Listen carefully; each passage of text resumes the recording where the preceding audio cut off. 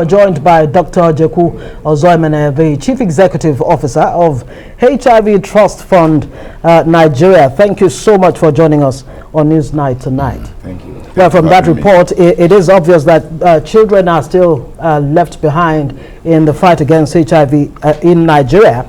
And, mother-to-child transmission is still very high in this part of the country. How timely is this intervention, this trust fund, coming at this time? How will you track the deployment of the funds, most importantly? Okay, I think the imperative is clear. Nigeria has done very well in terms of fighting HIV, the HIV/AIDS scourge. Today we've seen Nigeria's HIV prevalence rate drop from 5.8% in 2001 when the real push started to about 1.3% today, right? So, but from a nominal perspective, because we have a large population, that 1.3% accounts for almost 2 million people, about 1.9 million people living with HIV. So that's a significant number of people. Well, whilst we have done well, right, in reducing the prevalence rates and putting a significant number of people on antiretroviral therapy. We have put about 1.6 million Nigerians on antiretroviral therapy. And this is why antiretroviral therapy is important.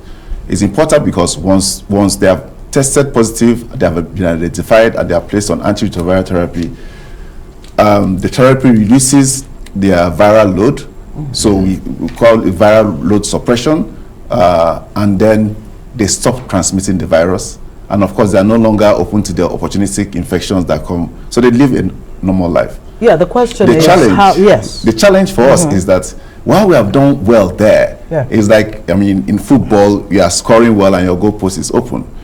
We still have a significant high number of mothers, HIV positive mothers, transmitting the virus to their children. And that's where I'm going to go now. The question of the mothers, how are you, or talking about mothers, how are mothers responding to information or adhering to the guidelines that you people dish out on how to stop this transmission? Okay, so the first step is to ensure that every pregnant woman in Nigeria is tested for HIV.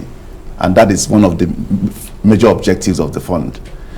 One of the biggest challenges and why this battle for the prevention of mother-to-child transmission hasn't been won, one of the challenges is because there's a significant cost to testing every pregnant woman. And the way it works, if you test a pregnant woman and she's negative, you have to test her spouse to ensure that she's not positive and will pass on the virus to her while she's pregnant.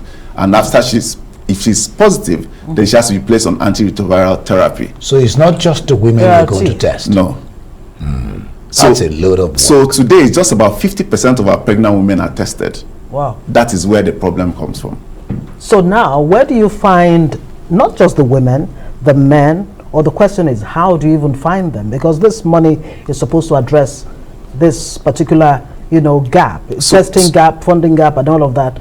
And recall that PEPFAR seem to have changed their approach in terms of funding. That's the, President's emergency plan for AIDS relief. So PEPFAR is there. Between PEPFAR and global funds, they're already doing about $500 million a year. They've been doing about $500 million a year in Nigeria since 2001, right?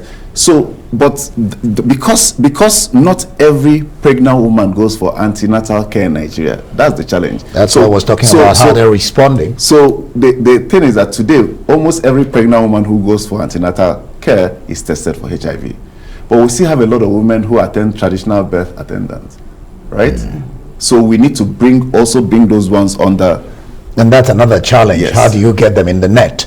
But let's take it a little bit further. How are you or your organization and the government going to make sure that this private sector-led initiative is sustained? We'll talk about maintenance in this part of our land. So how are you, your organization and government going to make sure that it is sustained? Okay, so this is HIV Trust Fund of Nigeria is actually a private sector-driven initiative.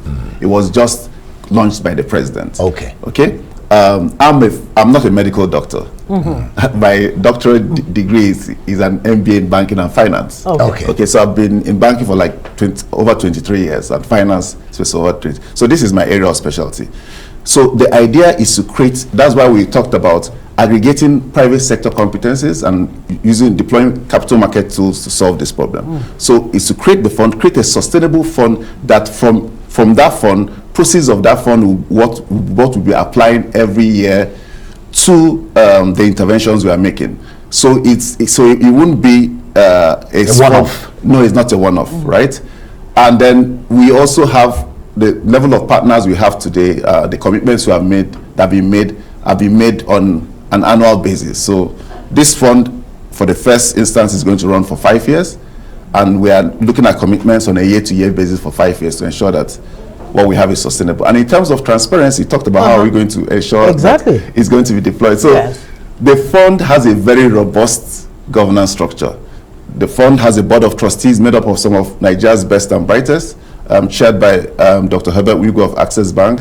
We have Alhaji Aliko Dangote on the board. We have Dr. Lars Richter, the MD of Julius Berger, on the board. We have Mr. Osagi Okumbo, the MD of the country chair of Shell, Mike Sangster, the CEO of Total, and the DG of NACA, etc. So let me ask Jekwu this. Okay. This is not just about HIV, I want to believe. Okay. All right. So, what really is the greatest health challenge that we have here in Nigeria in terms of people accessing health facilities, or if you like, accessing treatment? Okay, so across Nigeria, we know that we have suffered an infrastructure deficit, not just in the health sector, right? So in every sector. One of the biggest challenges in terms of health for Nigeria, and it goes, so I'm going to apply not just for the individuals, but for the infrastructure, is that most of us pay out of pocket for our health services. Yeah. Now, the challenge with paying out of pocket for health services is that it also stymies investments in the health sector. Why? Because if I want to invest in the health sector, especially foreign investment, I want to see guaranteed offtake. You know, in finance, we talk about demand and effective demand. Effective demand is backed by the ability to pay for it. So if you say you have 200 million people, and 100 million of them can pay for their healthcare without they just walk in and get healthcare and is paid, I can build the biggest facility there because I know that it can pay for itself. So is the rollout going to be in phases? I mean, the 36 states, including the FCT. How are you going to do the rollout of funding? And what will be the criteria for where to, plow the funds and all of that? So one of the things the fund will not do is to set up its own channels, right? What I was talking about the governance structure earlier. We also have a board. I talked about the board. We have a board technical committee made up of industry experts, including existing partners.